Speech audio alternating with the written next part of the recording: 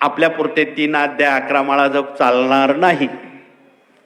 स्वामींसाठी आणि जनतेसाठी आपण काय करतो हा आत्मचिंतनाचा परीक्षणाचा मुद्दा आहे.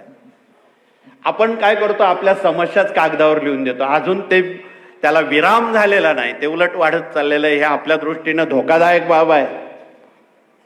सेवेकऱ्यांनी प्रश्न विचारणं ही धोकादायक बाब आहे. हे गुरुपौर्णिमेपासून आपण ध्यानात घ्या. धोका असा आहे, याचा अर्थ तो पुढे पाठ मागे सपाट आहे, अभ्यास तो करत नाही, तो अभ्यासक नाही, उपासक नाही, प्रचारक नाही, प्रसारक नाही, हे त्याच्या तोंडून ही पावती मिळते.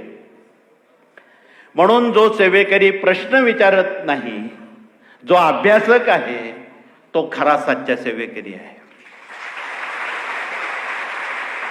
मग आता यात कसं परीक्षण करायचं ते बघा. ही गुगली टाकलेली आहे, ही गुगली आहे. मग आपण ही सगळी ग्रंथ आता आपल्याला नाईलाजानं वाचावंच लागते. कसं होतं, थंडी आली, थंडीची गोळी घेतली, थंडी गेली. ताप आला, तापाची गोळी घेतली, मेडिकलमधून गोळी, संपलं. पुन्हा ज्यावेळी दुःख येईल त्यावेळी बघू.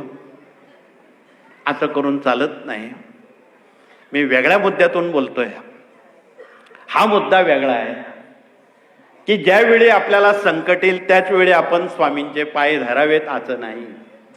स्वामी मी तुमच्यासाठी वाटेल ते करायला तयार आहेत, तुमच्यासाठी नाही 11, 1 माळ मी तुमच्यासाठी रोज जपेन, ही सेवा अभिप्रेत आहे. आपण स्वामींना कधी संकल्प केलाय का, स्वामी आमच्या दुःखासाठी तुम्ही सदैव आमच्या मागे 24 तास उभे आहात, आम्ही तुमच्यासाठी 1 माळ जप करतो का?